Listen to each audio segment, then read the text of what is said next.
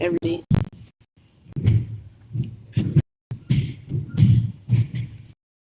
Y'all can see me, but it's not really bad.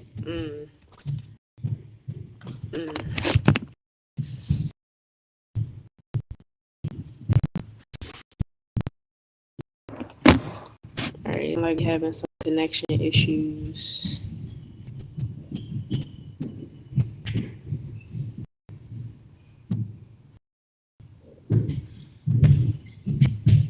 Is connection still really bad, or work with it?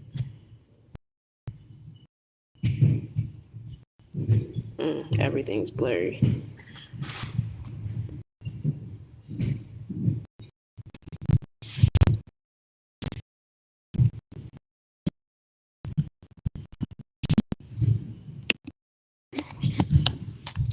All right, let's see.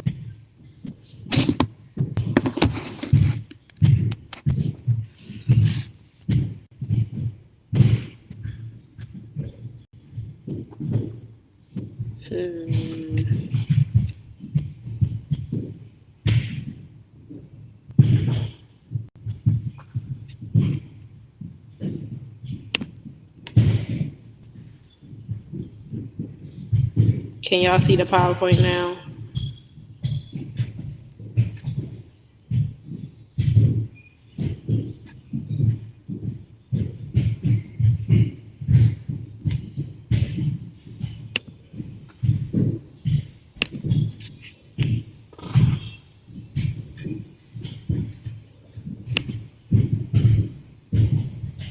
Okay. All right. I'm going to switch back over to the PowerPoint, and then I'm going to start talking to y'all. I might ask for some of y'all to pop in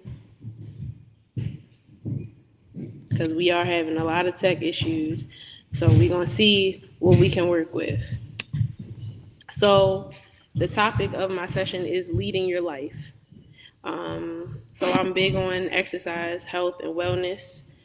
So we're going to focus on that a little bit today. Well, a lot today. But mainly, who am I? So I'm Miss Tanera. And as you all probably can see from the last name, I am Miss Mo's cousin. I went to school for exercise and sports science. Um, I went to school for exercise and sports science, so I graduated from Wilson College in 2017. And I am now working on getting my master's in mental health counseling. That way, I can tie sports science into mental health counseling. I think it's very important. And you'll learn from me, like, as you see me more, how important mental health and you'll learn how important mental health and exercise, self love, all of that is to me. It's a very big part of my life. So a lot of y'all, I don't really know a lot of y'all. I know a couple of y'all. So what I'm gonna ask is for at least two people to hop on with me and introduce yourself to me. That way I can see a couple faces. So throughout this stream, I'm gonna ask for y'all to pop in and out just so I can see some of y'all faces as well. So can I get one person right now to introduce themselves and something that's important to them?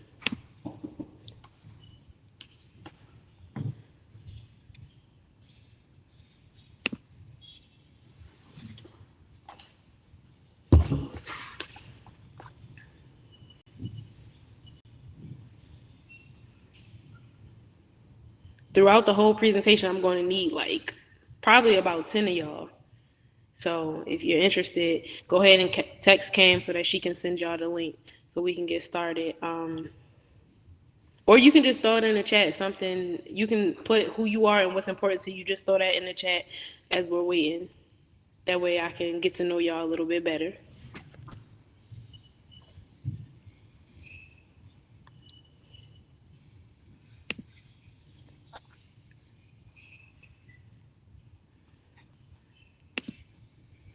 So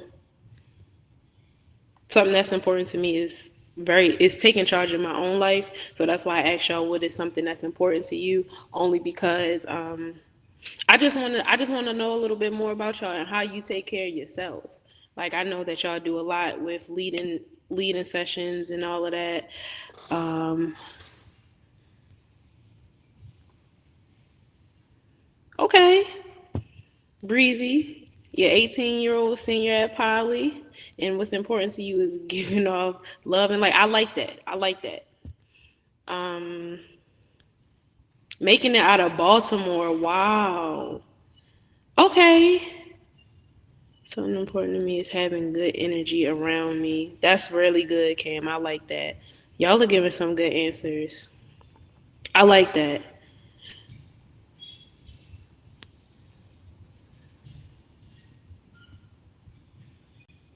Yes. Blessed. Blessed.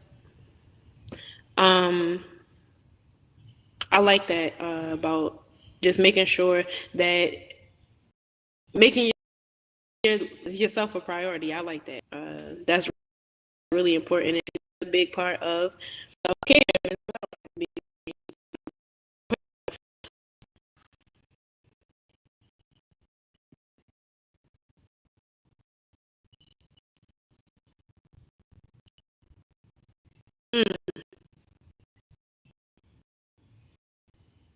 Time. Time is very important. I like all of y'all answers. Okay. Another question I have, and this is kind of like, I guess we can use this as like an icebreaker. So, what are some things that you do to take charge of your life? So, I'm gonna start with my example.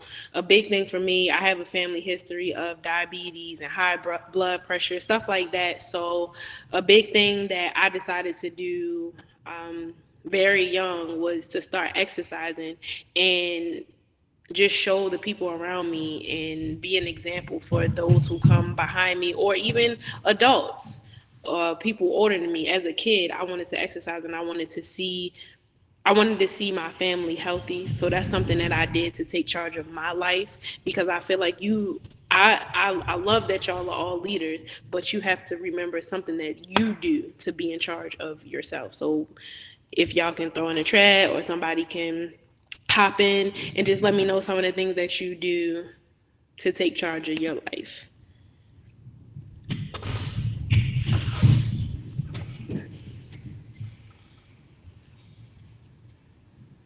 Y'all,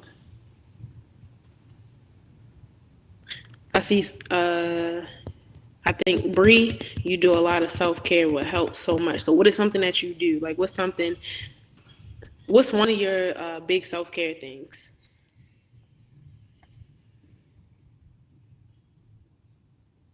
Okay.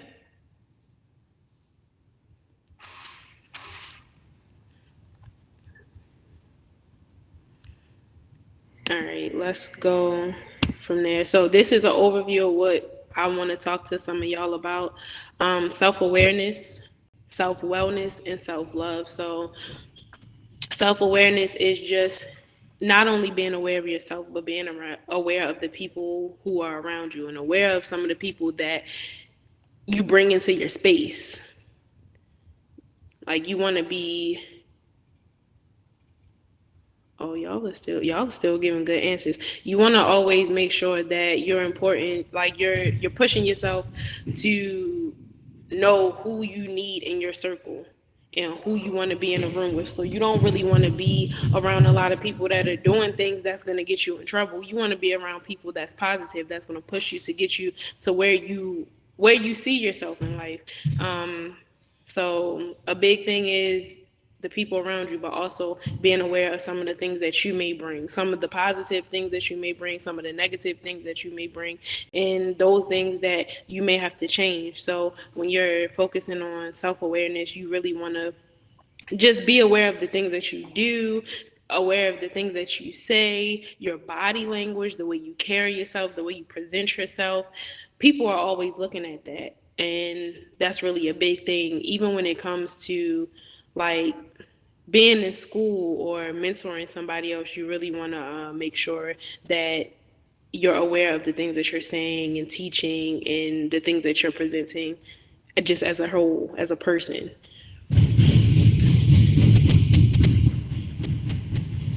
Not falling into generational curses. Yes. Unfortunately, that's a lot of people. We have to break generational curses. My generation, your generation, we're all in the process of breaking generational curses, building generational wealth, even focusing on mental health. Like, uh, I feel like this generation now, we're learning to care more for our mental health because we've seen the effects of poor mental health on those before us, and we don't want to be like that. So that's a very good thing, that you want to make sure that you're breaking those generational curses, and not just breaking them but setting an example for like your younger cousins, your younger siblings. So you don't just want to break them, but you want to push them also to become better. So you always want the next generations to be better than you, or your younger siblings or your younger cousins, nieces, and all that. You want them to be better than you because as parents, your parents wanted you to be better than them. So, or your grandparents, like a lot of our grandparents, they wanted to see us graduate college. They wanted to see us buying houses. That's a big thing. So you wanna you wanna break those curses. Like, you definitely do. So it's all about building up the next generation while even building up yourself.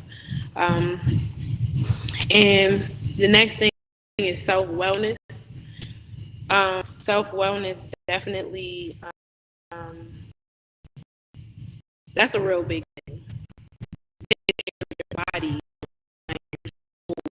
eating food that's good for you. Know, y'all love McDonald's and pies and Burger King, stuff like that. At some point, you have to realize that food is it's not good. Like, yeah, it's a quick meal, but is it really worth it in the end? Like, now you have to think about how do you feel after you eat those foods. So you don't necessarily want to be laid out and having the itis or taking a nap right after. No, your food is supposed to make you feel good. It's supposed to fuel your body. That's what food is. It's fuel for your body. And a lot of us grew up watching or asking our parents, "Oh, can we have those?" and stuff like that. I never understood as a kid why my dad wouldn't wouldn't stop. Oh, we have food in the house. We have food in the house. Like, we eat food in the house. But McDonald's, you're gonna feel, definitely have to teach better habits. Yes. Yes. Better habits with everything. Our sleep, eating, exercise, all of that. And all of that, that's wellness. That's self wellness. And set an example for other people. So I know that if you go out with somebody and they order a burger, you might be like, "Oh, I want a burger too." But if somebody orders, maybe looking like, "Oh, we eating healthy today." Sometimes you have to be that person. Sometimes you have to be that friend. Like, hey, this isn't necessarily for us. Like, we really want to do better in a way that you're not only taking charge of yourself and your life, but now you're helping your friends take charge of their lives. So a lot of the times, like exercising, I do a lot of, "Hey, you want to go to the gym with me?" I usually get a lot of no's, but then if you keep asking, go eventually, and then they'll see. Um, so now you're taking, you're also showing the people around you that this is something good. Going to the gym, or you don't even have to go to the gym, but just being active, um, practicing boundaries, and that is a part of your wellness. You don't always want people in your space. You don't always want to necessarily, have a crowd. Sometimes you have to. Sometimes you have to go take a walk and You can, like I do with my friends. I have friends from college that I just, when I work out, I'll tag them. Now everybody's on my Instagram and they see that in my story. And I've gotten a lot of people saying like, hey, I see that you're working out and I see that you're tagging your friends. I want to do that. Now you've taken charge of your life by becoming healthier, going to the gym or working out, going for a walk. Now other people want to join. So that's a very big thing. Like, we have to take care of our bodies. Like, that is your priority. I saw a quote that said, take care of your body because it's the only place that you have to live. You have to live in your body. That's the only place you have to live at. The house that you live in now, you don't have to live there. You can pick somewhere else to live, but your body, that's yours. So you want to take care of it to the best of your ability. Um, so take charge of yourself and take care of your body. Um, and a big one, I saw somebody saying that they do a lot of. I saw somebody say that they do a lot of self care. Real spill. I don't know your real name. But you said you take a self care day sometimes. That's self love. Self love is being able to say no. Self love is being able to say like, hey, instead of going out and partying, I'm gonna stay home and I'm gonna stay home and I'm going to go to, I don't know, go to a movie by myself. I'm gonna do my nails, do my hair, do my makeup. Um, Take a nap. Give yourself a spa day. You really need to, sometimes you need to step back. Somebody said I need my alone time. Yes, that is me. If you, like, a lot of you a lot of you have not met me in person, so you wouldn't know I am an introvert. So my alone time is very important to me, and that's a big part of my self love. And a way that I show my self love is going to the gym, and then I come home and I relax, take a bath.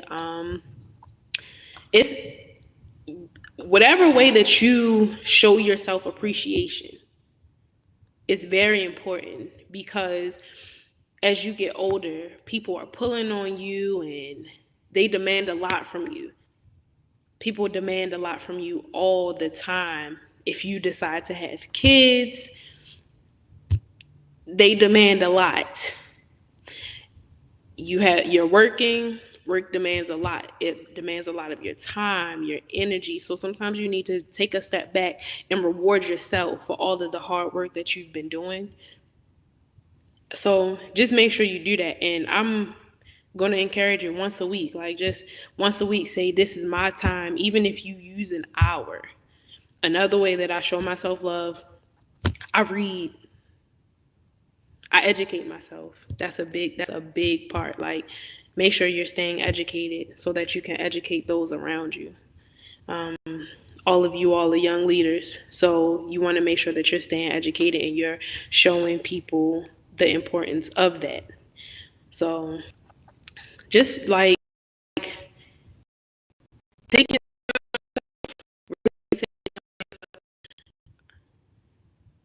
Cam said she started some books. A favorite author. I love Toni Morrison. I really do. Um, she has great books if any of you all are interested in reading. Spellman wants all my reading time. But that's where you say, like, and let me take this hour and read a book that I want to read. Let me take this hour and take a nap.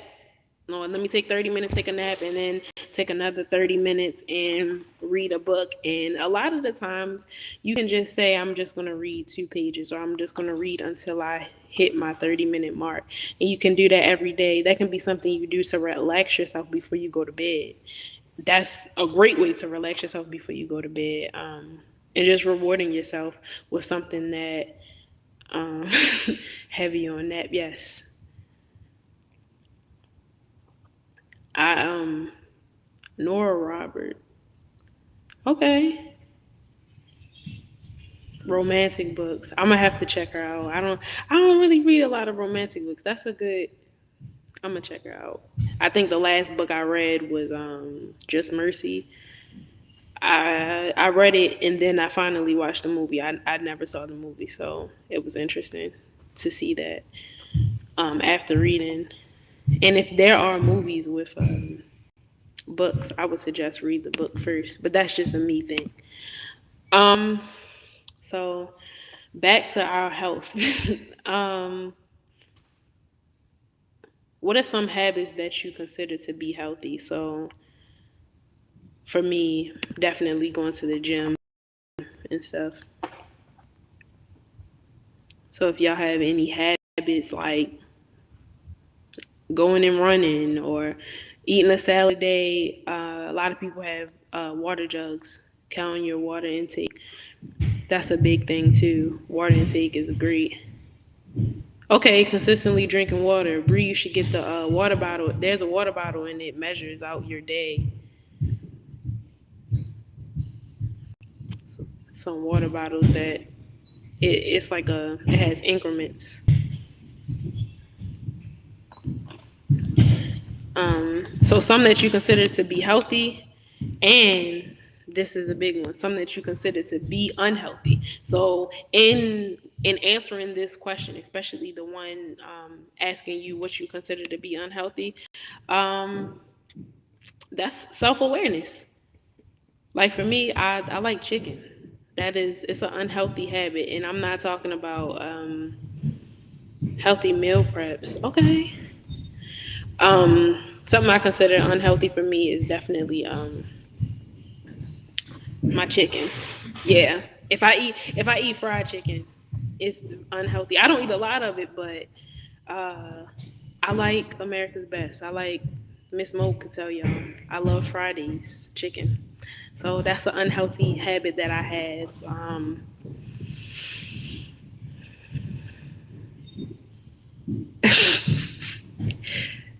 Cam, y'all must have fried chicken on Wednesdays or something.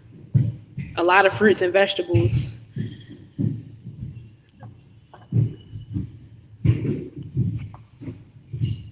Sugar free. Okay. So Maya. Oh, somebody said they love America's Best, but let me get back to Maya. I saw that. I like America's Best. Um.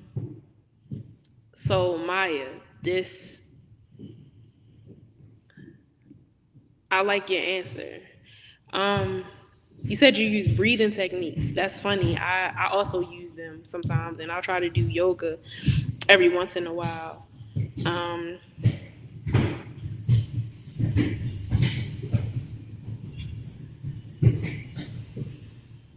and not biting your nails. Yeah, let's. If you ever need, they have like a little it's like a nail polish, and it'll help you stop biting your nails. Just throwing that in there for you if you ever wanted to try it. You could look it up. I think they have it on Amazon. Um, a good burger. Okay, so somebody likes burgers. Me personally, I don't eat red meat. Um, but I do. I love turkey burgers. But if you want to make your burger a little healthier, take the bread off. Use the lettuce, and you can make it healthier. Uh,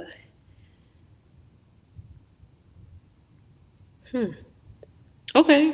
So you getting your cardio in, Cam. I love it. Fruit with every meal.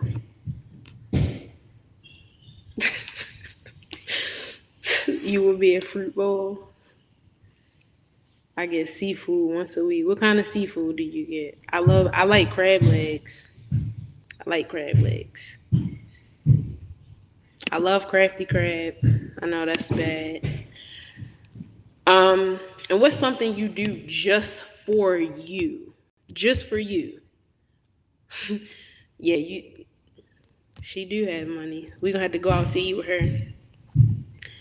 I do that all the time. I make bread smaller. Often because advanced class I take at school 2 or 3 times. Okay.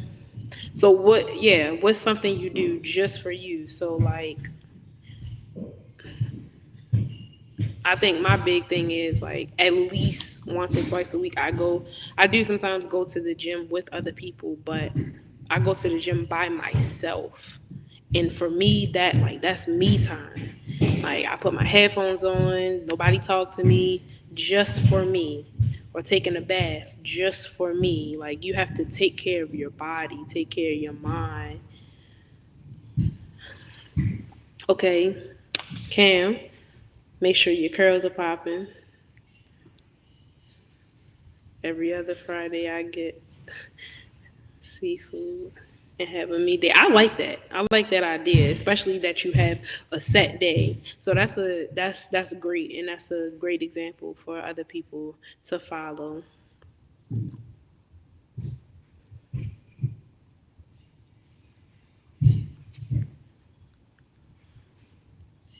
Okay, getting out of your routine. Wow, that's interesting. Just for you, you got to get out of your routine. Um, so you stay home a lot, or do you must have a demanding schedule? Take walks. Okay, I like that. Does anybody write? Like keep a journal, watch shows. Okay, listen to music, color. Wow, y'all had thrifting. Cam, I like thrifting. We have a nice thrift store near my house, and I go there at least every other week. I always find a way to go in there. Bree journals. I like that. It's called Uptown Cheapskate. Um, okay, college. Leaves no time, but I do write poetry. Okay. We might have to get you to say a poem for us one day. I will go every week. Wow.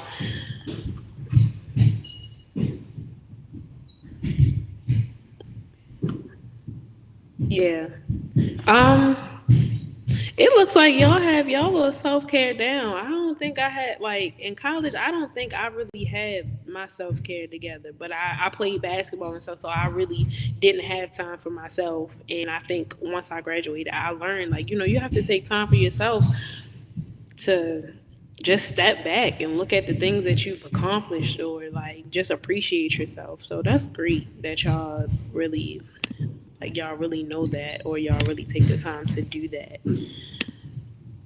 And my last slide is talking about it just says before you take the time to lead someone else, what do you do to lead yourself? So what do you do for like we just talked about some of the things we that we do for ourselves as far as like self-care and all of that. So we definitely have to we just talked about our self-care and our eating habits. So I think that a lot of the times like we grew up like especially in our community you grow up and you are definitely it's a do as I say, not as I do. But if you're already doing something and practicing something, now you're setting an example for the people around you. So I hold myself accountable. That's a great thing. That's great. That's great. Um, so I have an example of like why I decided to make sure that I was exercising and pushing myself when I was in, I guess elementary and middle school. I had a coach, and he would always tell us to run, but he was big and he wasn't healthy.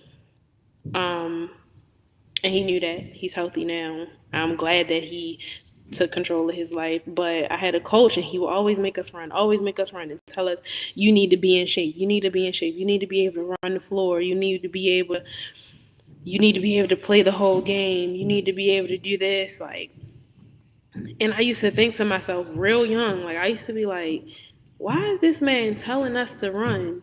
But we know that if he got on this court, he would not be able to run with any of us. And I coach basketball.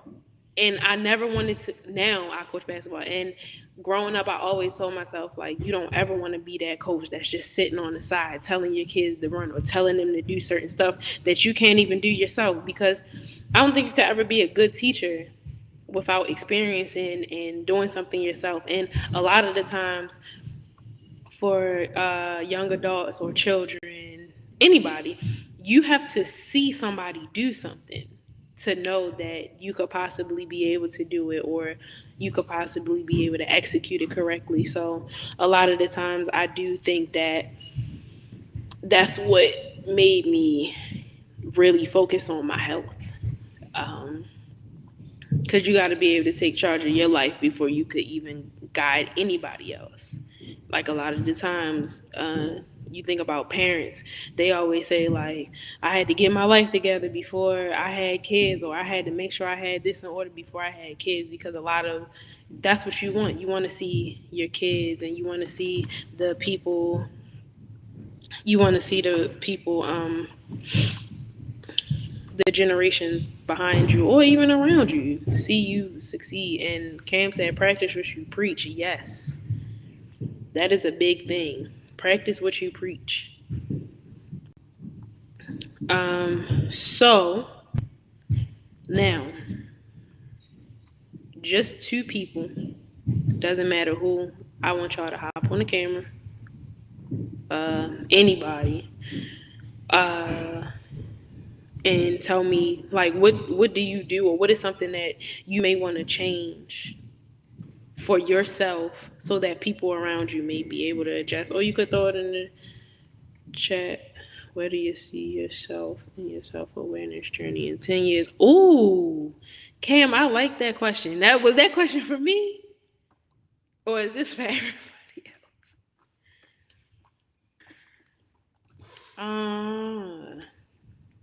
In 10 years, wow. Self-awareness journey. Mainly me. Okay. So in 10 years, I probably see myself in my self-awareness journey in 10 years.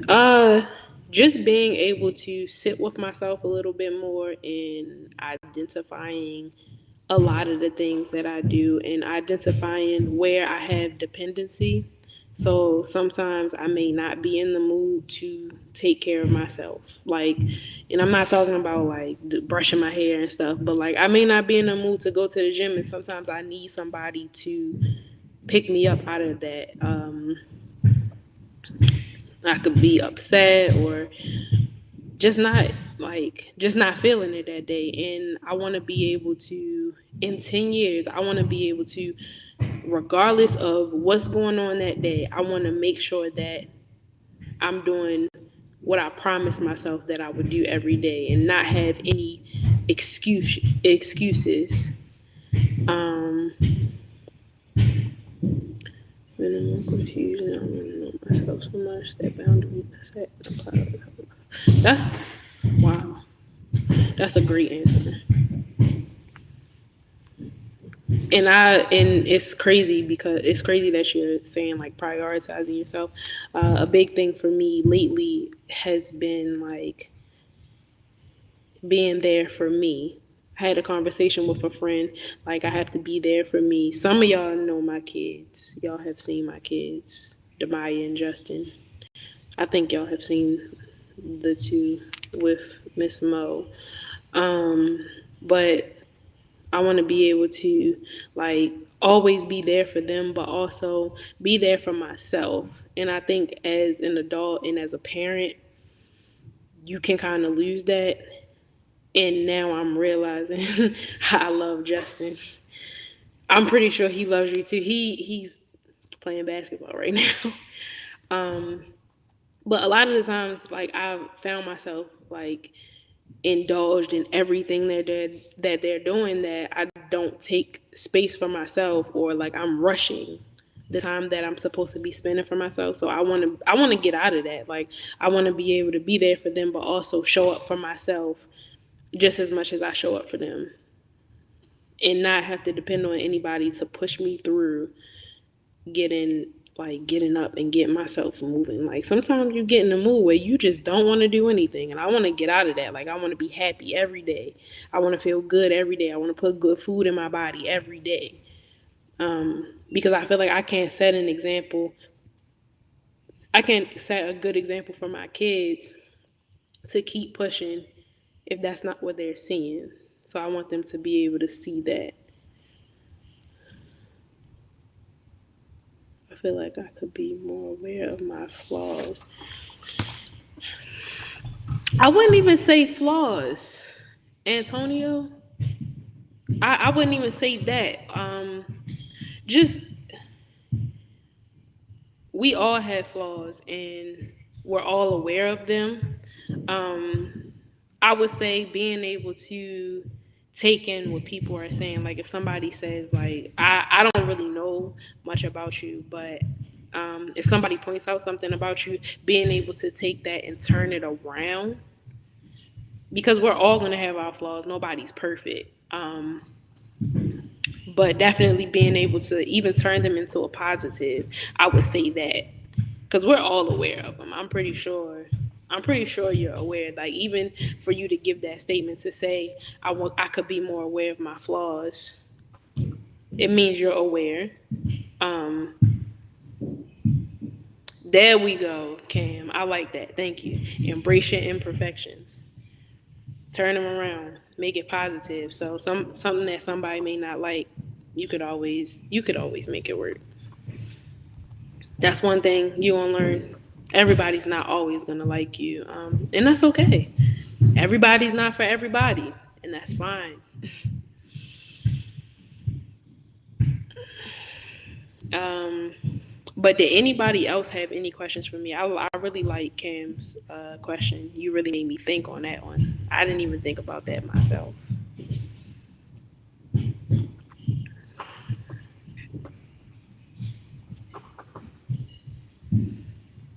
And also, before y'all, well, while you're thinking of your questions or anything, I want to challenge y'all. So by next week, I want everybody, like over the weekend or during the week, because it's Thursday, so you have plenty of time. Do one thing for yourself. So, one thing, like, go get your nails done, go get your hair done, or do your makeup, something like that. Do one, or take a bath or anything. You don't even have to tell me what it is, but do one thing for yourself. Exercise at least twice by next Thursday. Some type of exercise. Go take a walk, go take a jog, something like that. That's what I do when I'm trying to discover ways to get better in my life. Okay.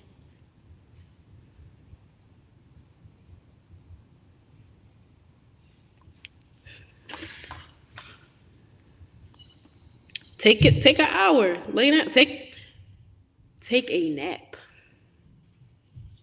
That is great. You tired? You did a lot of work? Take a nap. It's great. But yeah, one thing for yourself, two exercises by next Thursday. Um, but does anybody have any questions? Anybody want to learn? Anybody have questions about self-care, mental health before I start talking about mental health? My nap turns into full sleep. That's me too. So with all of that said, all of the things that I just talked about as far as being self-aware, your self-wellness, and your self-love, um, mainly wellness, taking care of your mind. So right now we're going through a lot, like everybody, the pandemic and all of that. And I think during the pandemic, a lot of people started exercising, changing their diets. There are foods that actually are not good for your brain. There are things that actually aren't good for your brain. And if you if you feel like if you're feeling weird, like try to tap in and figure out what it is. Because a big part of wellness is taking care of your mind, and that's why I was talking about reading books and educating yourself so that you can know what's going on, and self-love so that you know yourself, and you know, like, you know your body, so you know when something isn't right, like being able to identify when something isn't right. And if you are feeling, sad or upset, tap into that, because you don't want to let it linger, and you don't want to put yourself in a position, you don't want to put yourself in a bad position, or in a position where you may not want to see yourself, your family may not want to see you. So, like, for me, a big thing for my mental health, again, and I'm going to keep pushing, that's what I do for my mental health, is exercising. I have a book. I write my exercises down I usually write them down the day before, but I notice how different I am when I exercise. Like, if I get up in the morning and I exercise, I'm usually going to have a great day. If I don't exercise, I'm usually dragging, I'm usually sad. And I noticed that, especially, we just left that season where a lot of people were suffering from seasonal depression. It was cold, so I didn't really want to get up and go to the I didn't want to get up and go to the gym because it was cold. But then I noticed, like, I would come home and my body, I would feel down.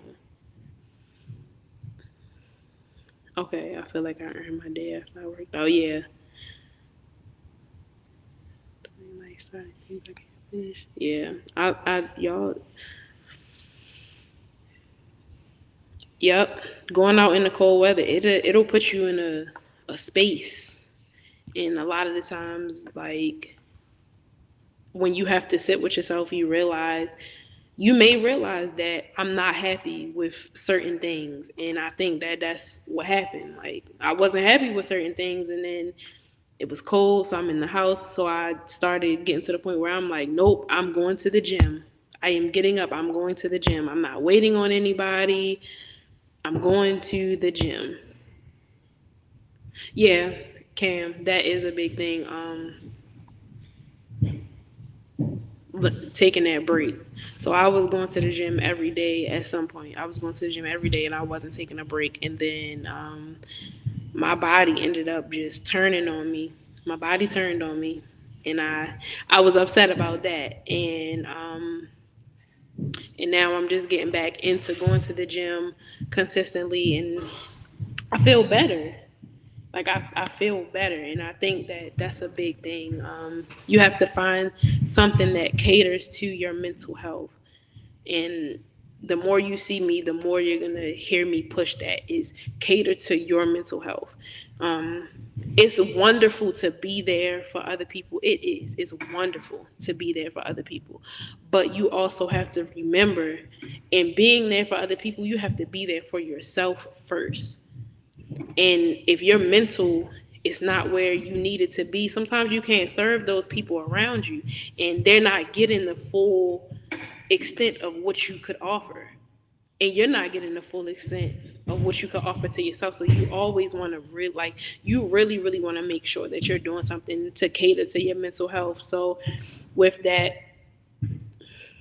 thank you, Cam. You can't pour out of an empty cup, and I have tried. I've tried. Don't do that to yourself. Like, make sure that you take your breaks. Make sure that you're in a good headspace. You don't want to be feeding people from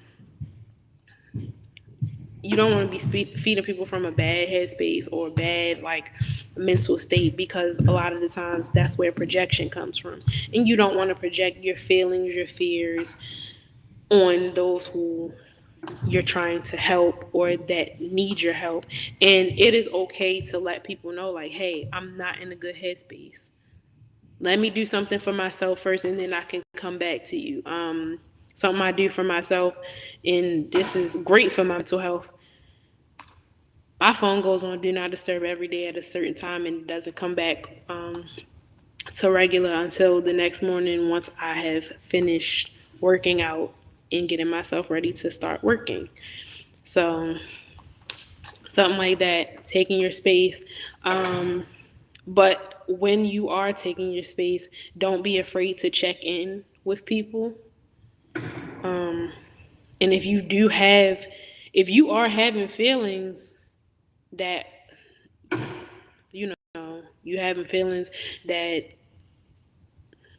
are coming from a bad place of mental health, just make sure like try to be open to people reaching out to you, or if you really need help, reach out to somebody, and say, hey, I'm not in the best space. This is what I'm feeling. This is what I need. Start using your I feel, I need statements. A lot of the times we are afraid to do that, but we can't be scared to do that. We can't be scared to ask for help, because people are not scared to ask you for help. So don't be scared to ask them. Don't be afraid to ask other people for help. Can we get a W session in the chat? I don't know what that is. Can somebody tell me what that is?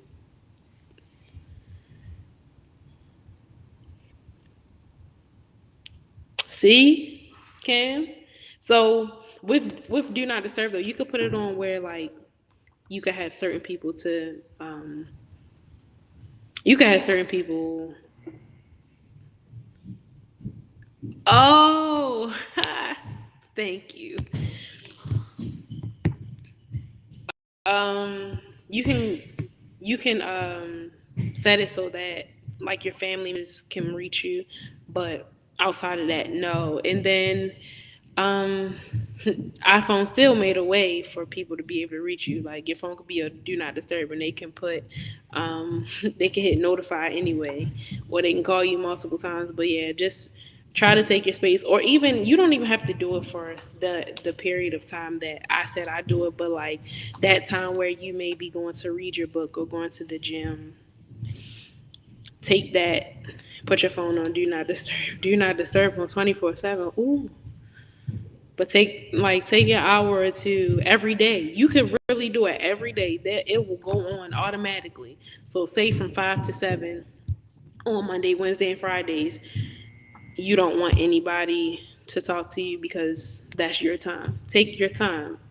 Take your time so that you don't do somebody else a disservice. So you don't ever want to be you don't want to be in a bad headspace or a bad mental state trying to pour into someone else, because they're gonna feel it. They're gonna see it a lot of the times.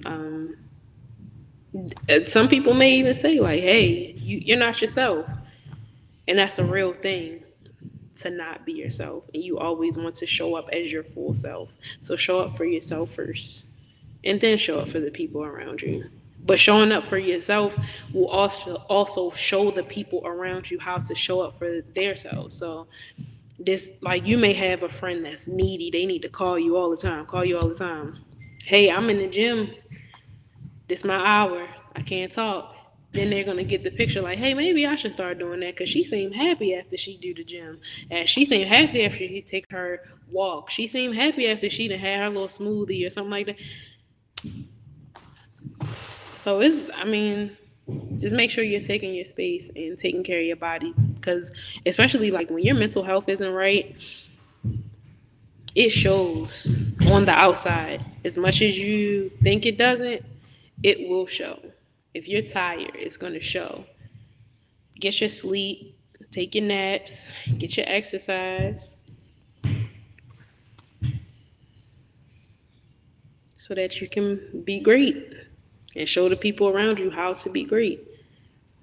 So, definitely, my message for this is being able to lead and guide yourself before you can lead and guide somebody else. So, take care of your body, take care of yourself. Thanks, y'all. That's all I have. Does anybody else have anything?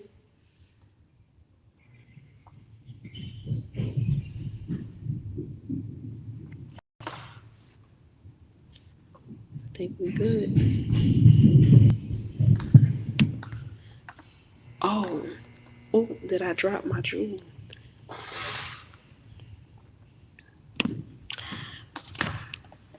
I think well, my jewel definitely was when I was talking to y'all, but my jewel is before you take the time to lead someone else, lead yourself. Take care of yourself first.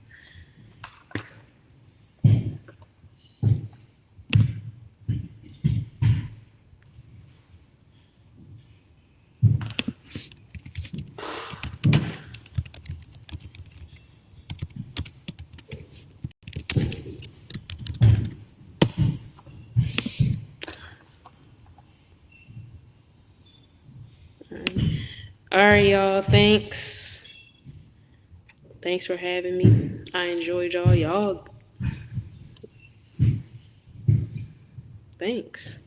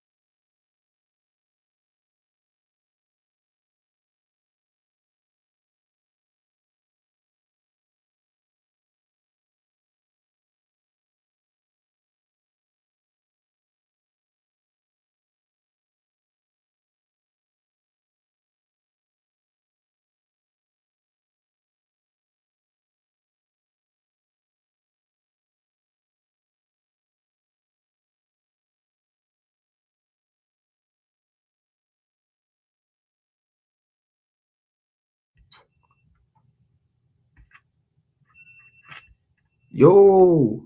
Okay, y'all. Give me 1 second because an alarm just went off and I want to turn that off so I can dedicate all my time and energy to this right here.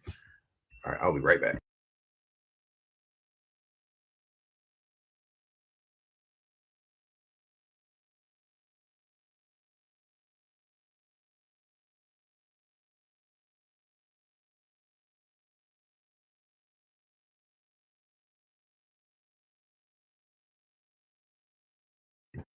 Hey, man. Okay, is my I got one more person on here with me. Should be Josh.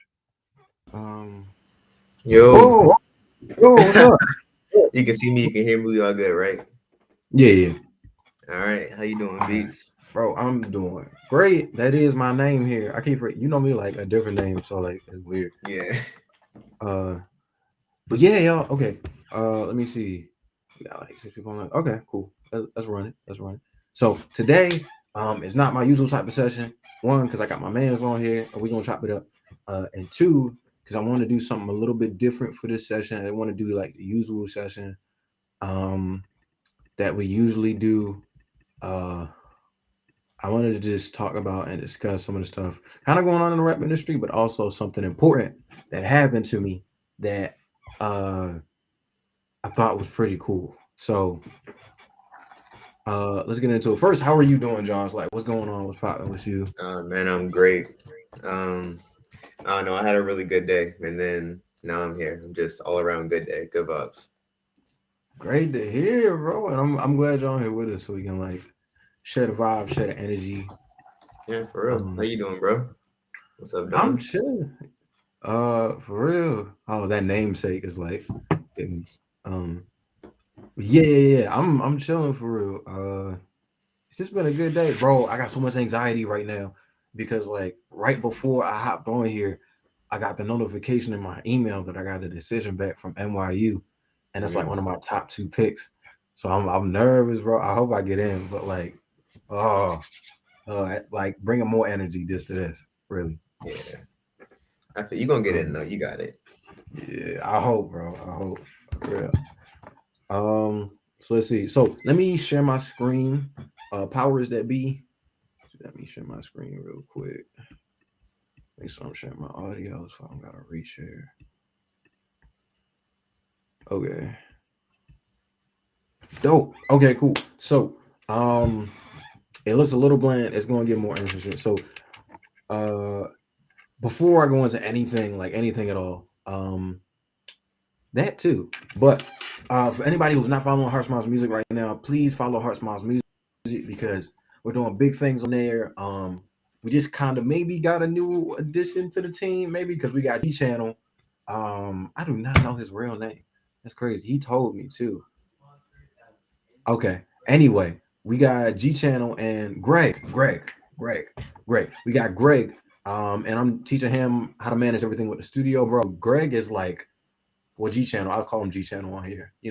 Um, bro, he's so intelligent. Like I know he on Tech Tuesdays. It's like Tech Tuesdays is like where they talk about technology stuff on Tuesdays with smart tech people. But like he's real like smart as far as just like music stuff. So he's a musician himself, and as well, on that, like first day he comes in the studio, he's like, all right, bro, like he gave me like an analytical rundown of everything that I was doing wrong in a way to which I couldn't be angry. So I was just like, dang, bro, like, okay. So he was like, yo, you gotta fix this. You have kind of like a vintage look, but really we need more modern. And I was just sitting there like, dang, bro, like, okay, yeah, we do need that. You know what we do? I ain't think about that. That's wild. Yeah. So I just wanted to give a shout out and thank you to him because now we got two heartbeats, which is the name of the people that are beneficiaries of the nonprofit. Two heartbeats working on the studio, which is going to be crazy. The summer is going to be wild for the studio, but don't wait till the summer because we're doing lit stuff right now. So if you want to get into the studio, you want to record music, um, right now my rate is $50 an hour. First time anyway, and then second time. Well, no, my rate is $50 an hour, and then G Channel's rate once I get them to my level and understanding. That's not important. That's not important. More importantly, it's the book because before being an engineer, I was an artist, and I've always been an artist, and I've always had an appreciation for this art. Period. So I'm not just doing it for the money. Like I really fall in love with everybody's projects who come on, no matter how stereotypical people might think your music is. I don't care about that. What I'm more worried about is potential. So get at me, so we can both go global. So yeah, visit Studio 24 because we're doing great things. Follow Heart Smiles Music because we're doing great things on there too. And I'm gonna be posting more stuff on there. I'm gonna try to get it from a balance of just like the stuff that's going on in music to like music stuff and studio stuff, so that like you're at home. It's an experience. Today I want to give a shout out to this upcoming artist in Baltimore that I know, right? So let me go back to the slide that I had in the wrong order. This man right here, his name is Grizz. He's like an underground artist and a skateboarder. Funny story about him is that I met him at Baltimore holds John Tyler, who's a music artist and who does like pretty much all like the underground artist. He's in charge of so many festivals and just like all the important musical stuff. He runs this festival called the Love Groove Music Festival, and the Love Groove Music Festival allowed volunteers to like help out, right? So I wanted to get good at photography, and so I was like, all right, bet I'm gonna come up in here, I'm gonna take the best photos. She's gonna hire me next year. That's the plan. And then I met Grizz, bro, and we kind of just hit it off. Like I knew that he was somebody that was like different, but I didn't know how. And I listened to his music, and I was like, oh, that's why he hard. That's why. So let me play his music real quick, and then I have his IG right there. I'm not going to urge you to follow him on IG. However, if you like the music, I suggest you support him after that because he's about to do big things. So let me play his song real quick. Where's mine? Okay. Yeah, you. Yeah, okay, cool. Pass me that. Wow. And then I can really come back to this. Yeah, sure. Okay. So here is Grizz's song. It's called Juice. If I'm correct, I think I skipped forward to. Okay. It's not playing at that point. Hey, Baltimore. Are you looking for way more sustainably? Consider home composting. Shut up, bro. No. I thought I was about to and rainwater reuse. Baltimore County is hosting an online compost bin and rain barrel sale now through March 31st. My bad. Hold on. Hey, Tanner, what's up? Hey, Real Spill. I still can't remember your name. If the name ain't on the screen, then I don't remember. But I just want to say hey. Prices are as low as $55 for compost bins and $65 for rain barrels, with a $25 flat fee delivery charge. Visit baltimore.enviroworld.us to make your purchase. This sale is limited to Baltimore County and city residents only. Okay. Now will it play? Hey, bro! Now you can get McDonald's crispy chicken sandwich, McDonald's spicy crispy chicken sandwich, and or fillet of fish. Any two for just $6. Sounds really good, doesn't it? Ba-da-ba-ba-ba. Yo. First of all, I'm crying. Bro, before I hopped on the live, that did not happen, bro. I promise you. Nobody licked my ear. Prices and participation may vary. A single item at regular price cannot be combined with any other offer. Play the song, please. I'm sorry, Donovan, bro. All right, y'all. Tail like they some ducks, cause I just been shit on the double. Juice ride the boat cause trouble. Niggas never been so humble. I bring the juice to the room, everybody's gonna feel real struggle. Ain't that subtle? Walked out the room, just below 32, they say bird. Niggas ain't real competition, cause all they do is just move with their words. I jumped off the roof, feeling like Cardi Bird. Niggas preferred us, whatever I get, I deserve. How many niggas in the back of the party? Okay.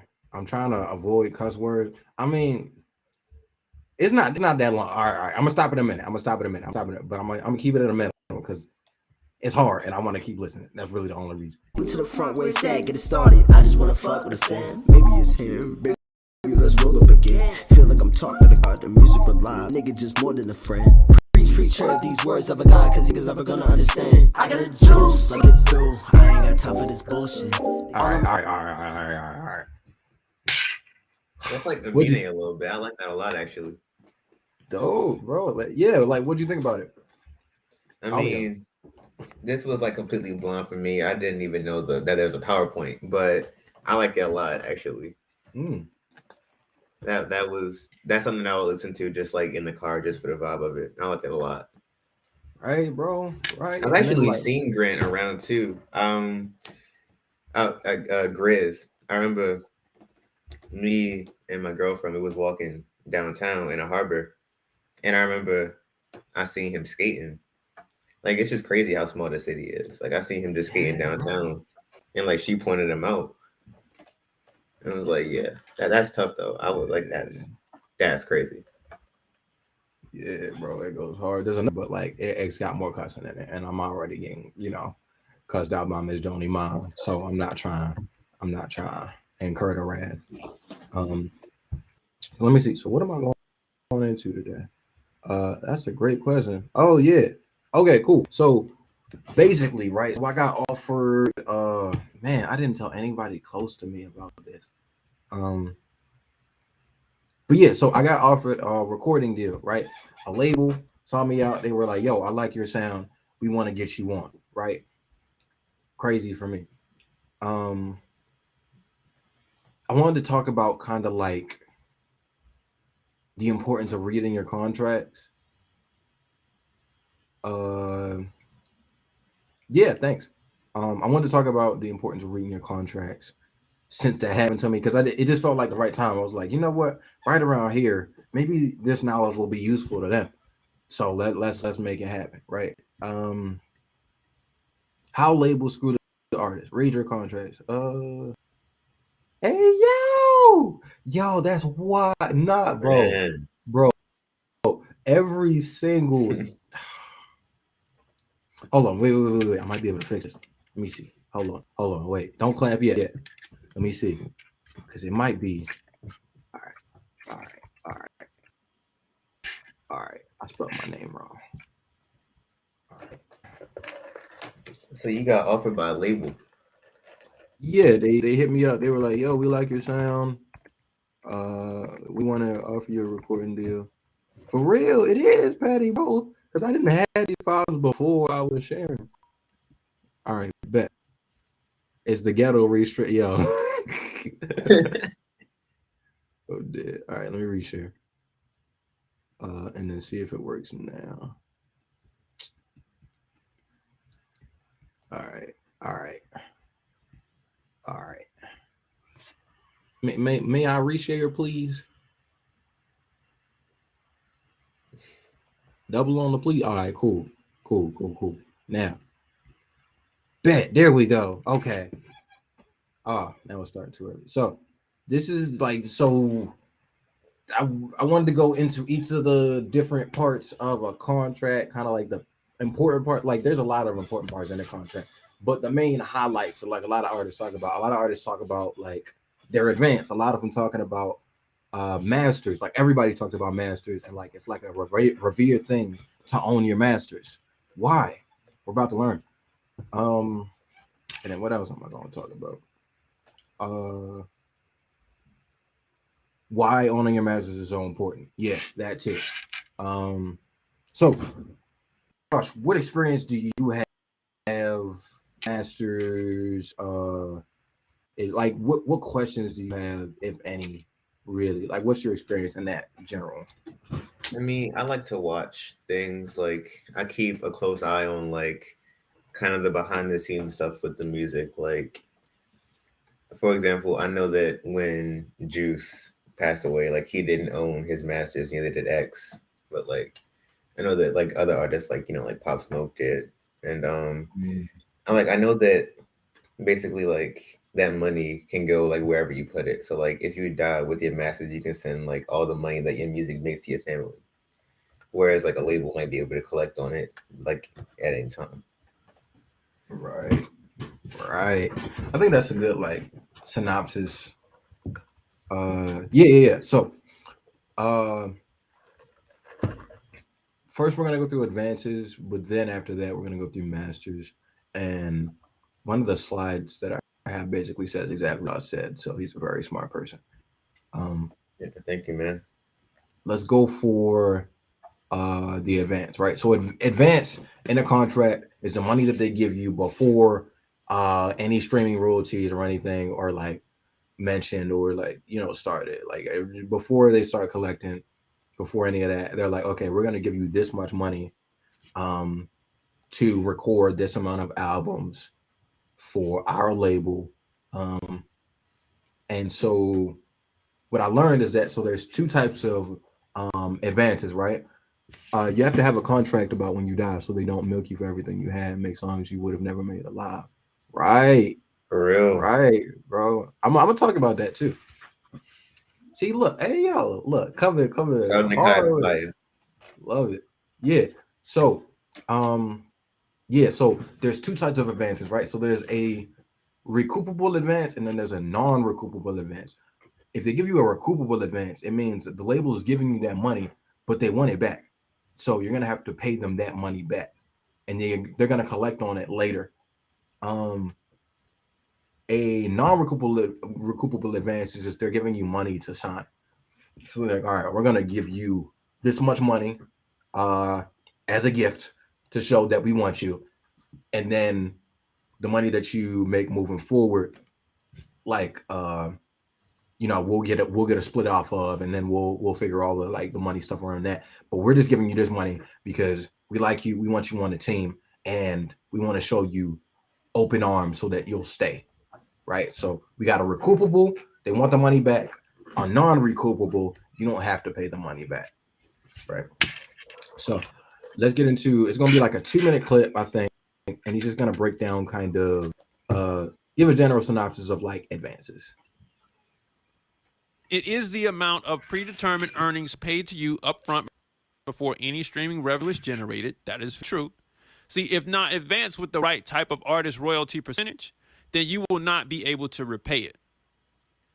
Okay, let's read that again. If not advanced with the right type of artist royalty percentage, then you will not be able to repay it.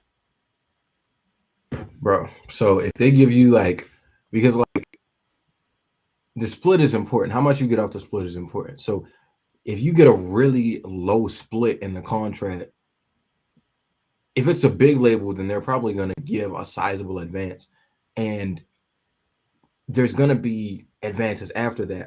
I'm pretty sure it's up to you whether you take the advance or not, but regardless of that, advances compound.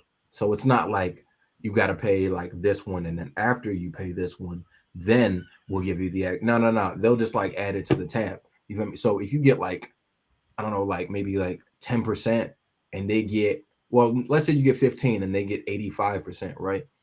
And they give you like $800,000, then you're not going to be paying that back anytime soon with the royalties that you're receiving. So you're just going to be in debt to the label, and then after that, they have leverage over you within the contract. Let's keep it going. Wait, did you get that, Josh? Yeah, I did. I was just kind of thinking about like that's why artists do a lot of like different tours and like merch deals and stuff. Yeah, it makes a lot of sense when you like put it into perspective. So that right there lets you know that from the jump of the deal, if the percentage doesn't match up with the amount that you were loaned and all of the budget that goes into producing the masters, and you run the math, you can tell if your deal is underwater before you even sign or not. And you have a choice at that point. You have a choice up to the very minute before you put the pen to the paper to decide if you want to do it or not. Now, advance too low and you will need to find additional loans elsewhere. This is very true, and this is a very hard task to do. So you gotta do it right now. Advance too high and you can kiss your masters away to a 20-year bid in upstate New York, Ohio, or Louisiana somewhere. All right. So that's what it is. Right. So if you're what did you say? If the advance is too high. So yeah, if the advance is too high, then they're gonna want to own your masters. And we're gonna go into what a master is because that's a question that I had too, right? But they're gonna own your masters, which means that they can monetize off your music any way they want, and they can use your like image in any way that they would like, without you getting anything from it. So you're gonna want to buy those masters back at some point because you're like, oh man, they own my song. I really want that song back because it's mine. So now legal battle, and on top of that, you got to shell out money on money on money, and you got to be really successful in order to pay that out so that you can get your masters back and be in a position. And that also suggests that you're really successful. And so like the percentages of people who can do that get smaller and smaller, you know? So that's why it's important that you got to look at the size of your advance and then also the size of your split, right? So let's keep it going. What are masters? So I found like this explanation by Yo Gotti. He broke it down great. It was simple. It kind of, let's just get into it. And it's just ownership. Ownership. The word ownership is powerful in any sense. Right. You know, if somebody want to use my records for money, the now contact us to clear it. And if some of the music, we clear it. We call 100% shot on everything that happened with the music. Right. So owning your masters is basically like owning the original copy of the song that gets marketed. It gets what am I thinking of? My bad. So yeah, that's the one that gets marketed. That's the one that's put on stream platforms. It gets royalties. All the money comes back to that master. So whoever owns that master gets the money from the song and gets to dictate how it's used. So because Yo Gotti owns those masters, like if any movies wanna use the song, then they gotta hit him first, and they gotta be like, yo, we want to use this song, and then he can negotiate like money out for them to use the song in that project, right? So like, I don't know, like some type of filmmaker asks to use Yo Gotti's song down in the DMs, right? And then he's like, all right, bet I'm gonna need at least like 25,000 off of you in order for that to happen, right? So now he's getting that $25,000. They get to use his song in a movie. Everybody's happy. But if you don't have your masters, then you don't get to make those type of deals, right? So you don't have as much power over your own intellectual property.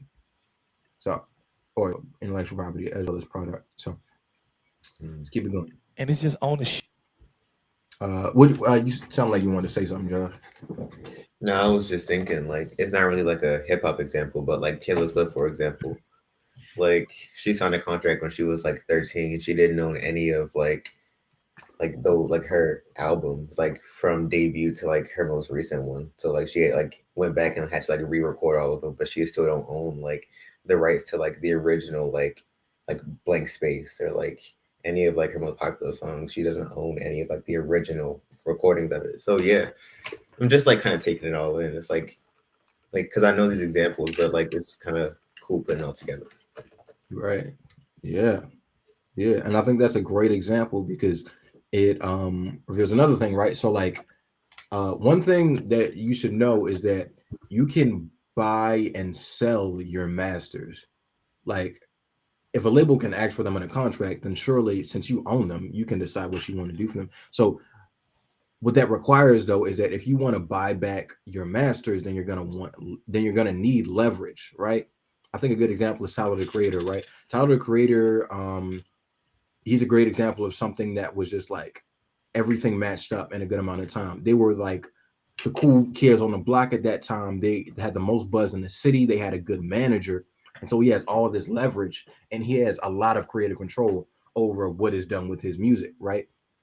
It's a perfect example of you create this movement, you get this fan base going, you create this cult of people who love your music. And then all of a sudden you look very, very tasty and desirable to these labels. And they're willing to, provide a lot fairer contracts to you because they know they can get that money back. It's all about knowing, will I get the return on my investment? Will I get the money back that I'm putting into this artist, right? So that's why buzz is important. And you don't need any money to create buzz. You need creativity, you need determination, and you need a whole lot of hard work. you kind of get to decide what your brand is going to be and how you're going to go about that. But there's the possibilities are endless on how you want to rise to the top. It just requires, like, I think it's like some creativity, a little bit of craziness, and then a little bit of desperateness, right?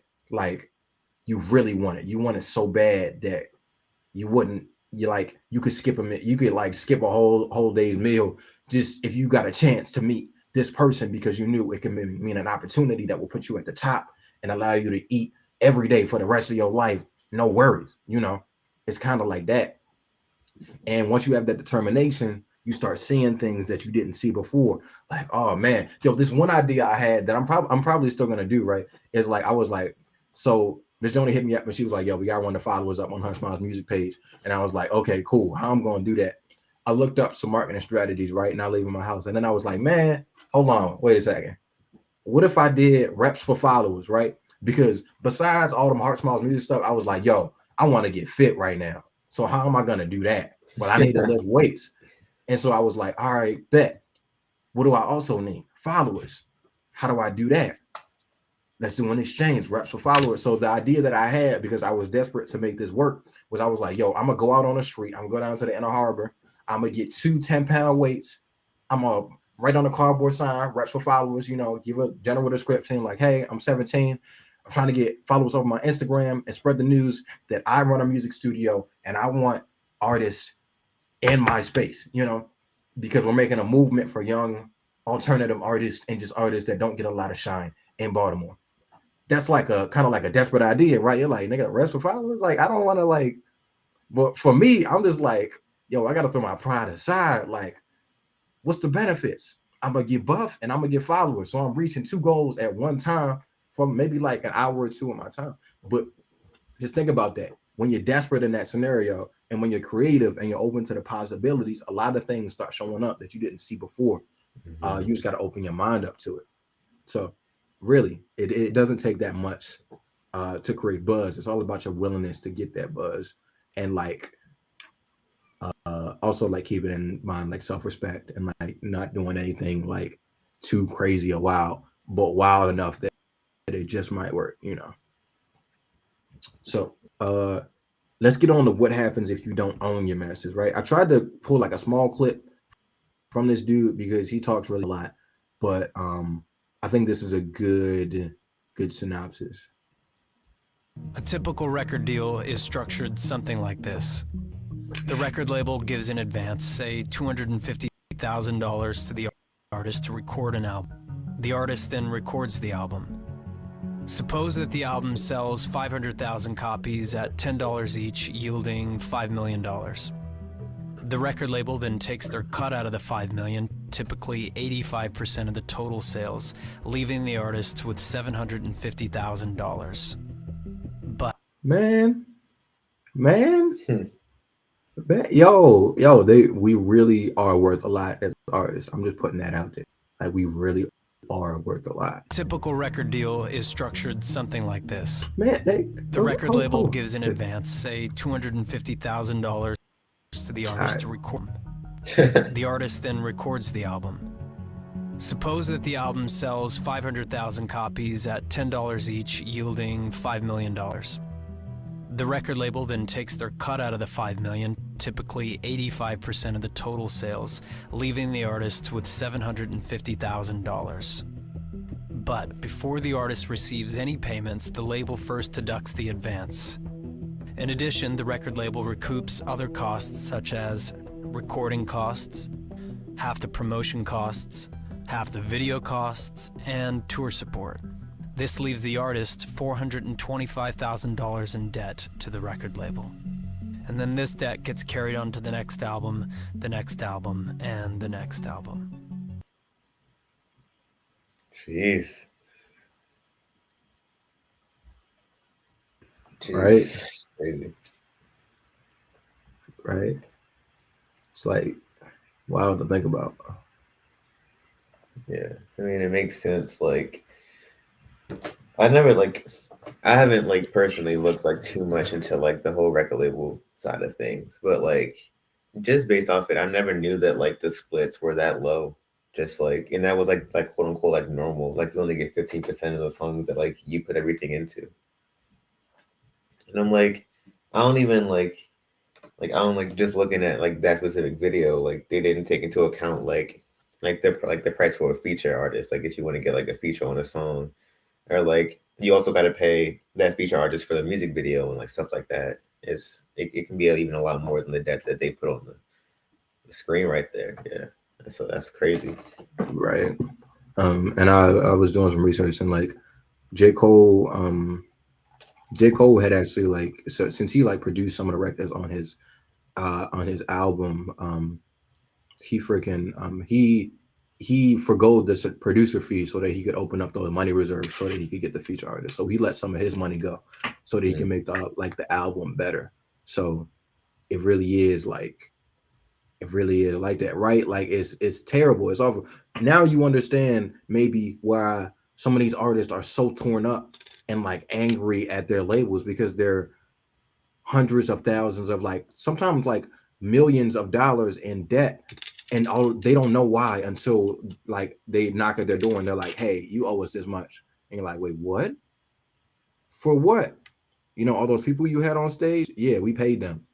Yeah, you know, all those videos we shot, yeah, we paid for that too. So you know, your album sales didn't like cover, like, I mean, we got our cut, of course we got our cut, but like your album sales didn't cover like all the other stuff that you had to pay for. So now, you know, you got to do some stuff that you don't want to do in order to get that money back. So hopefully that'll give you like an inkling as to how some of these artists go downhill and how the relationships with the labels get so bad with some of these artists. Yeah. Wow, that's crazy. I'm still processing everything. That's crazy. Yeah, man.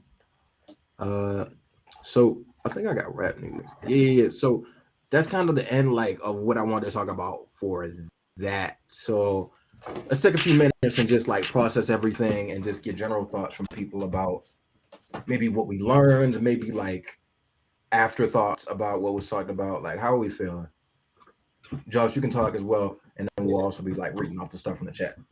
I think one thing that's kind of like, I think that one thing that I also learned is like, because the obvious answer that people will bring up is like, oh, you know, just stay independent, be an independent artist. Like being independent, especially in 2022, is expensive. Like, because the world is so like based around like hit songs, and like you got to put a bunch of money into promotion, and then like you got to kick out the money yourself for like music videos and stuff. Like you can hope that like, you know, your song blows up on TikTok or like your song blows up on SoundCloud, but like then what? Like, and that's what I've kind of like learned too. Like it's so like it's borderline like impossible nowadays to like fully be independent.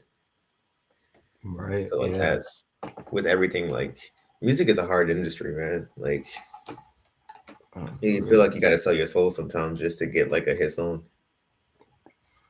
Yeah, and that's why, like, I guess that's why they say networking is such an important tool, right? Because like your network is your net worth, of course. And like I think like a good example is like Jay Prince, right? I don't know if anybody here knows Jay Prince, but he's kind of like a behind the scenes person in the hip hop industry that has a lot of influence and a lot of pull within the industry. And Drake, and I'm pretty sure he has like, from what I'm hearing from Drake, that's like kind of like, I don't know if he has mob ties or whatever, but I know, like, you know, he has his ways of making his money, of course. And it's all about marketing and exposure, yeah. And so Jay Prince is the, my bad, I didn't mean to cut you off. No, you all good. But Jay Prince is one of those people who was putting Drake in those places that he needed to be in order to get to the place where he is. That's why Drake is like, yeah, I was one of like Jay Prince's sons, and I just happened to like, you know, bring back what he gave me. So I thought that was really interesting as far as networking is concerned, because you don't need any money to network necessarily. You just got to be in the right place at the right time, and know how to talk to people. And like that's why networking is so important within the industry, because if you have those connects, then like I think it'll make being an independent artist easier, really. I don't know. Like, I don't know. You was talking about like marketing strategies earlier. Like I do some like I do some weird stuff. Like I do like a lot of weird stuff. Like I'll do some things like, you know, like I was at Towson University like for an audition that I was doing. And like I'm walking around like introduce myself, you know, like, hey, I'm Josh, like putting on my Instagram and like, you know, switching Instagram. First thing people say, like, oh, you rap? And then I'm like, yeah, you know, new song, just drop it, whatever, whatever. Like stuff like that. Like I find like, especially because I'm also in school, like, you know, like I send my songs to like my friends and like my group chats and like I had like I remember I was once walking in the hallway and one of my old teachers had like walked up to me and he was like, hey, I heard your new song. Like it was like really good.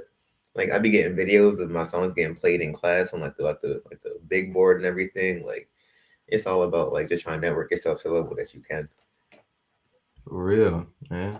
Yeah, you speaking truth, Nakai is speaking truth. It really is all about the marketing and the exposure. Really, like that helps a lot. Um, so let's move on to hold on. Let me mention this real quick. So here's another reason why masters are so important. So just like I mentioned before, you can sell and buy back your masters, right? That's yours to decide what to do with. Some people might have heard of this, but some people might have not. Michael Jackson bought the ATV catalog of masters for $47.5 million, right? And that had a catalog of 4,000 songs.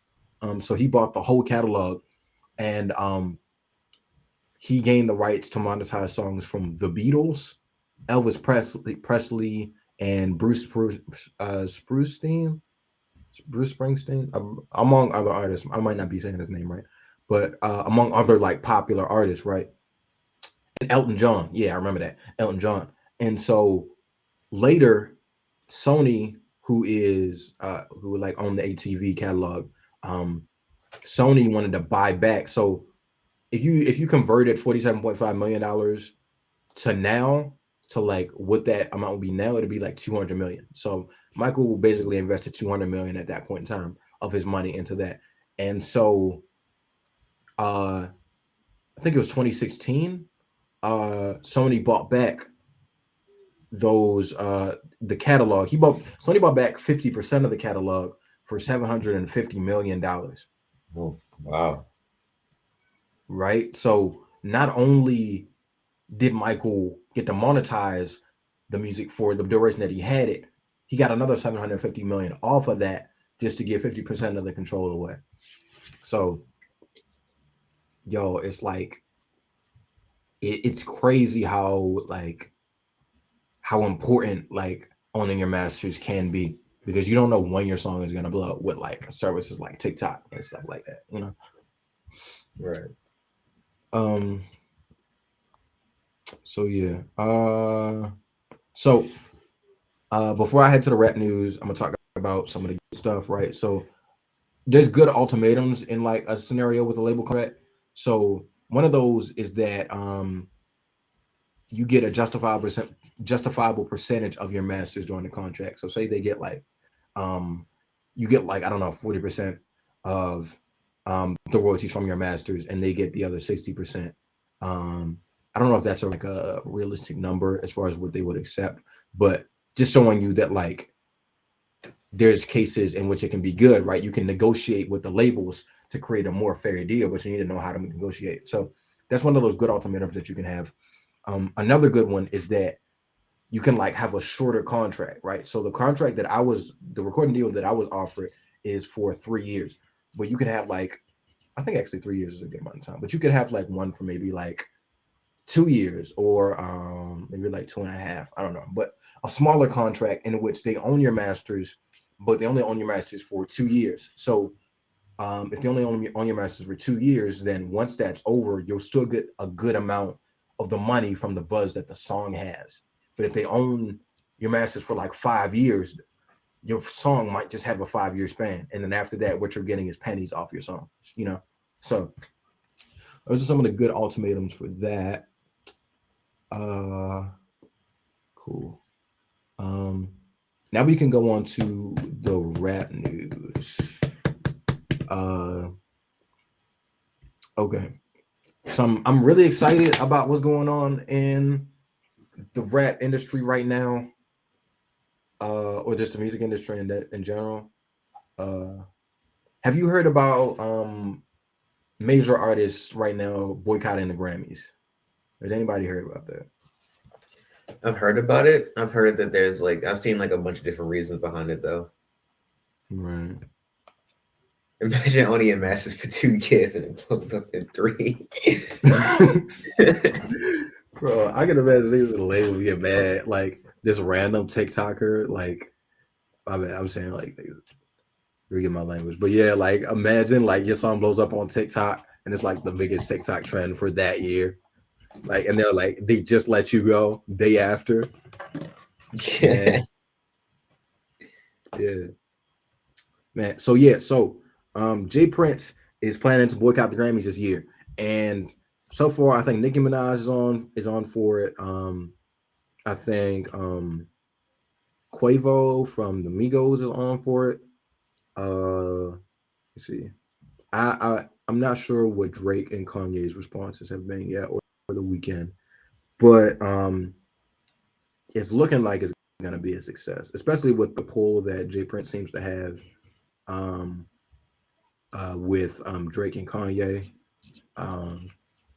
and kind of like Drake and the Weeknd are kind of like a pair. They like came up, so I think it's gonna be exciting. So, Josh, in your opinion, like, why would, and just for everybody, like, what would be the reason that you think people would want to boycott the Grammys? It's a few different reasons. I mean, I'm gonna be honest, like I feel like some of it could have to do with just like the pride like of an artist. Like I remember there was one year where like Kendrick lost to like Macklemore or something like that. Horrible. And it's like absolutely atrocious. You know, like I can understand like from an artist perspective, like, you know, you feel like disrespected, like when someone like that, like when you get beat by someone you feel like you're clearly better than. So like I feel like part of it could have to do with like as an artist, you can feel cheated, you can feel like someone won who didn't deserve to win. That happens all the time in any award show ever. But also like there's been a lot of stuff in the music like scene recently, like because I'm looking just at the thumbnail of this video, like I know that the Grammys like cut ties with Kanye because of what he's been doing on Instagram, which is like a whole another segment. But like in looking at like Jay Prince, he got the connections with Kanye, Drake, all that. So like, I mean, there could be a plethora of reasons, and there could be like a plethora of different artists for different reasons. But I think that it could mostly like have to do with like artist pride, which is fair in my opinion. Yeah, I think that's fair as well. Yeah. So let's hear what Jay Prince has got to say about it. It's a relatively short clip, so probably not gonna play the whole thing either. I've been watching the Grammys control and dictate our culture to their benefit up close and personal for the past 30 years that I've been in the music business. And all the artists, managers, executives would do is complain, but never had the nuts to come together and do anything about it. Even though the latest episode deals with Trevor Noah and the counseling of Kanye, this racist act is so much bigger than them. Let's just start with the mindset of the words counsel and cancel, where the Grammys is concerned, and compare them to rehabilitation and legal slavery, where the penitentiary is concerned. If we begin with counsel and rehabilitation in the Grammys or the penitentiary, the truth is that they really don't exist. They're just fancy lies. But on the other hand, if we look at the words counsel and legal slavery punishment, those words are true, real, and exist today. For example, for those of you that never took the time to read the 13th Amendment, it clearly says that slavery was abolished, except for use as punishment for a crime you've been convicted of. So therefore, according to the 13th Amendment of the Constitution, Everyone in the prison system and those that are out of prison that have been convicted of a crime are considered slaves in the United States and under its jurisdiction in 2022. Not only did they make slavery lawful by an amendment, they then created the laws by which people would be enslaved. They did that shit back then, and they are still doing it today. So yeah, um, I think that's like a good like. I mean, what do you think about that? I mean, yeah. I mean, he didn't lie the entire time. I think he has some really good points. I understand it for sure. Yeah, I think the same. Like it's like it's really interesting when the Grammys is supposed to be the people, from my understanding of it, be the people uplifting and awarding the best artist of the year for their accomplishments, and it's supposed to be hand in hand with what the people think. And yet, the people rarely agree um, on like the largest scale on who deserved like the top like who deserved the award basically. I And think like that's like, oh, you yeah, finished? I'm sorry. no, go ahead. I mean, I think that like the Grammys are like the biggest award show, so they're gonna like get the most like media attention, like the biggest boycott, whatever, whatever. I think that that's just a problem. Like, let's talk specifically music. That's the thing that happens at like every award show, like ever. Like, Mhm. I think that like maybe the only award show that doesn't do that is like the Kids Choice Award on Nickelodeon. Like, Bro, Kids was the word on Nickelodeon go hard. Kids It Choice does. Awards is dope, man. I still watch it to this day. But like I remember there was a big controversy. I think it was like the VMAs or something like that. I don't remember what, but it was like Megan Thee Stallion winning Artist of the Year over Lil Baby. It was something like that. And it's like I like Megan Thee Stallion. She didn't have a better year than Lil Baby in either of their music careers. Stuff like that. Like I think that like making the Grammys and like these other big award shows like fan votes, it would go a long way so that like who's like really in control of like who's winning the awards. But will they do that? Probably not unless there's a pressure put onto them. Right. And like wasn't there a nah for real, bro? Imagine, bro, like you can't get the slime out the next day. Nah, man, Like I got dreads. I'm wearing a wave cap the entire show. I'm sorry. yeah. Let me see. Yeah, we about to get to this. But Oh yeah, man. yeah. Um, yeah, I don't know. Something definitely has to be done about the Grammys. And I'm excited for the really. Because like it'll be interesting just seeing like a completely it's not completely fan led, but it's more fan led show happen on the same time. Because the Grammys ain't getting like nobody's gonna be watching the Grammys if like Drake, Kanye, freaking The Weeknd, and Nicki Minaj and the Migos are all performing at the same time. Like, yeah, it's gonna be wild. Yeah. So Yeah. Pusha T, the king of fast food days, bro. Like how do you Pusha T somehow managed to play both sides at the same time, bro? At the same time. And get the bag for both. Is he getting paid? Like, I know he had like a big part in the McDonald's jingle, like the "I'm loving it," like the "ba da ba ba ba." I know he had like a hand in all that with like Justin Timberlake and a few other people. I remember seeing something that said like Pusha T wasn't getting any royalties from McDonald's anytime they use that song, and like that's why part of the reason No. he's with Arby's. Which, like, respect to him, he got the bag. Yeah, I mean he got paid 500,000 for it, but it's McDonald's. Like that's like worldwide. So like $500,000 is chump change to them. To not get royalties is like what? Yeah, it's like, I mean, it's a reason to be mad about it too. Like I remember, because I heard about this actually earlier today. I was watching an Anthony Fantano video, and I mean, he kind of described the whole thing. Like 500K is, I mean, it's like grand for like all of us. McDonald's commercials are playing in different parts of the world like every minute. So it's like with all LeBron. I mean, yeah, it makes sense why like he's kind of salty towards McDonald's for that though. Yeah, like nah, for real. Like it's, yeah. All right, I'm about to play it because I know it's hard. If somebody was like, "Yo, push," I had to slide a Coke line in there, which I thought was hilarious.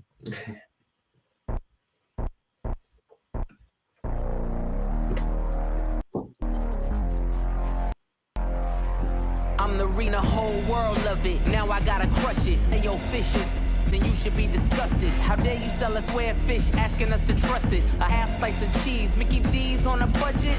Arby's crispy fish is simply it. With lines round the corner, we might need a guest list. Eggs is stage left, the sandwiches taste fresh. A little cube of fish from a clown is basic. Say less, this argument is baseless. Drowned in tartar, that filet-o-fish is tasteless. See, Arby's only deals in the greatness. I bet the house on it like it's Vegas. Look, I could sell water to a whale. How could you ever think I'd fail? Yeah, the crispy fish sandwich blazing trails. The mother clown's just too frail. Yeah, if you know me and you know me well, all fish is gonna tip that scale. That's a banger. That's a banger. Brought to you by the unrivaled, the unparalleled Arby's. Bro. That's a banger. No, and Cam, yeah, feel like we don't got enough time really. Time passed by, but yeah, bro. Like that's the thing, bro. It wouldn't matter to me if it wasn't hard, but it's like it's hard. Like I can tell they really let him do his thing. Like it's hard. That's a banger, bro. Yo. Who do y'all think McDonald's is gonna get on to this back? Drake, no. I mean, shoot, I don't know. It could be, like. No, we seen that battle already. We know how that ended. The what battle Drake lost? Yeah. Yeah, bro. Yeah, nah. I mean, McDonald's got Sweetie, Megan Thee Stallion, and J Balvin, and Travis Scott. They got options. Sweetie, Travis Scott versus Pusha T might be dope. I listen to it. Yeah. See, but I gotta have Travis Scott come on his Coffee Bean Flow. If you know that song, Coffee Bean by Travis Scott, like I gotta really get. People don't know Travis Scott can rap. Like he can really rap. Like he hard. He just don't. Like I would love to see him like rap against Pusha T. Bro, new school versus old school. Come on. Sheesh. That'd be crazy. Yeah. So let me see. Yeah, so that's all I got for this week. As far as slides go. I thought this was a cool session. For real. I feel like we got to touch a lot of topics. What y'all think about it? Just like as a whole, did you learn anything? Like what's going on? What's happening? We got like 6 minutes. I got like a quick hip hop question for you, Beats. For sure. So, music leaks. So like, like big artists get their songs leaked like all the time.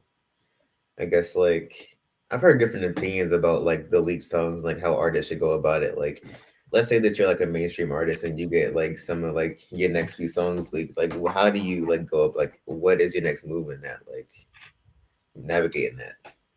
Well, you definitely got to record more songs.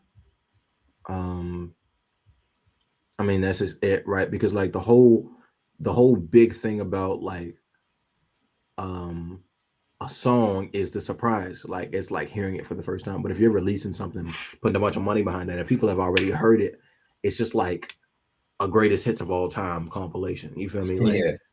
it's not anything. People don't, you don't invest in greatest hits. You like listen to them every once in a while. So you definitely gotta. I think X did it pretty good, right? So he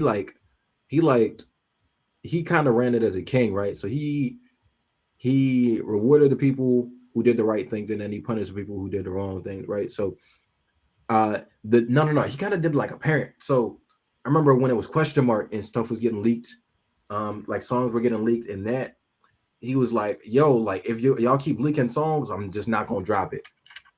People people was mad because they knew how like good X was. It was like, yo, stop, because you really not gonna drop. You really not gonna drop. People don't know, like, he needs to drop, of course, but his fans are taking it serious because they like him, so of course they're gonna stick up for a friend, So in that regard, you kind of got to play it off cleverly, of course. Like, I know game devs have kind of done it where, like, if people have plagiarized copies, then they'll do something to, like, they might like put out their own plagiarized copy or something like that, and then for the people who download it, it's like some clever, like, like joke or prank or whatever, just to let, like, humiliate the people who like, in like a friendly way, of course, humiliate the people who tried to do that. So I think it's all about being clever, and like not taking it too serious, not letting it phase you. Really, you just got to be smart about it. Because like songs are replaceable, of course. It's more the feeling that's gonna be harder to get back. So, like, it's just interesting to think about, like, Lil Baby with Juice's unreleased music. He is doing the same thing that X did with question mark, threatening not to drop The Party Never Ends if songs keep getting leaked. Like, the kid Leroy, he goes up, he performed one of his leaked songs at Rolling Loud. It was crazy. It's just interesting how different, like, artists navigate that kind of thing to me. Like, I've thought about it a lot, actually, for, like, when I blow up in music. Yeah. Well, hopefully you got engineers and stuff that you can trust that won't leak anything. So. Oh yeah. Yeah. And Nakaya, yeah, bro. I need to do a session on X, bro. I haven't done a session on X. Oh my gosh. Man, I'm gonna do it for that. Like, yo, so how does the song leak? So I'm an artist. I'm going to my engineer. My engineer is gonna record my song. So now the engineer is gonna send the song to me. The people who currently have the songs are the artist and the engineer. The engineer probably in an industry like setting doesn't have any emotional attachment to you. So people are coming to the engineer because they know you engineer for X. Like, that's something that you'll put on your resume or something like that, or like your Instagram bio. Like, yeah, I engineer for X. So they're gonna hit you up when they know that he has a project coming, and they're gonna be like, yo, I'll pay you this much for you to send me a copy of the song. And that's how it goes. Like, they get money off of leaking the songs. And so that's really how it happens. And sometimes it's like emails too. Like, if you don't send stuff through emails. Email is not, Hillary learned best, bro. Emails are not the way to keep your stuff safe. Don't send stuff through emails because people can hack that as well pretty easily. And emails can get leaked, and emails might have songs. So I think those are the two ways that I know best. Yeah. So yeah, that's crazy. Yeah. That's why I want to, like, when I get big, like, keep my team, like, people who close to me, stuff like that. Yeah, that is kind of crazy to, like, just think about. An artist forgiving to. I mean, no, because it'd be different if it was a producer, right? If it's a producer, then they have a distinct style and they have something that makes you want to go back to that. I mean, I'm sure artists would forgive, but they wouldn't go back. You feel me? Like, I can't speak on that character, but I know me personally as an artist, if an engineer leaks my song and it's like the one that I consider like the game changer as far as my music career goes, I'm not going back to the engineer. I'm not going to subject myself to that again. However, I probably will forgive and just be like, yo, I mean, he did what he had to do because he felt like the bag was that important to him. So, more life or whatever, but you're not getting anything else from me, Yeah. So, yeah. If it's a producer though, like, then that's a whole different story. Like, that's beef right there. Because you're part of my sound. Like, literally, like, that's close to my heart. My song, the lyrics that I write are close to my heart. And like equally as much the beat behind it. So like, if you're part of my sound and you betray that, then now I got to work to find that sound in somebody else, and that's hard. So when it's a producer, which I don't hear about, obviously. So like, more than likely the producer cares just as much about the record, and they're getting paid, so they don't care. But if that was to happen, I'd be pissed because that's my money that you messing with, and I thought we were close, and you're part of my sound, and you're close to my heart. So why would you do that? You know what I mean? So now it's gonna take time for me to replace him with somebody else, and now I don't know who I can trust. A whole slew of things, man. A whole slew of things. Yeah. But yeah, so I gotta wrap it up. This has been a great session. I feel like we went over a lot, and it was really dope just hanging with y'all, cracking jokes. Yeah. So one thing I wanted to drop. Again, follow the Hearts Mouth Music channel on Instagram. But don't quote me on this, but there's a chance that the Hearts Mouth Music might have a venue where we could throw open mics at soon. I can't give you a when, but I can give you a fact that I can't give you that might be a possibility in the future. And if so, then we can do in-person mics, in-person open mics. And if so, then the summer is looking pretty bright. That's all I'm saying. Make sure y'all vote today, y'all. Do you have that in your bio? Okay, make sure you vote for Cam, bro. Cam, I think she's getting voted for a grant.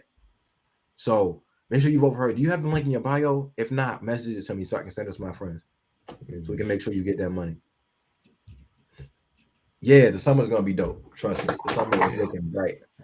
All right, y'all. I gotta go for real. Like the real this time. Thank you everybody for coming on here. I appreciate you so much. All right. All right now. All right. See y'all, man.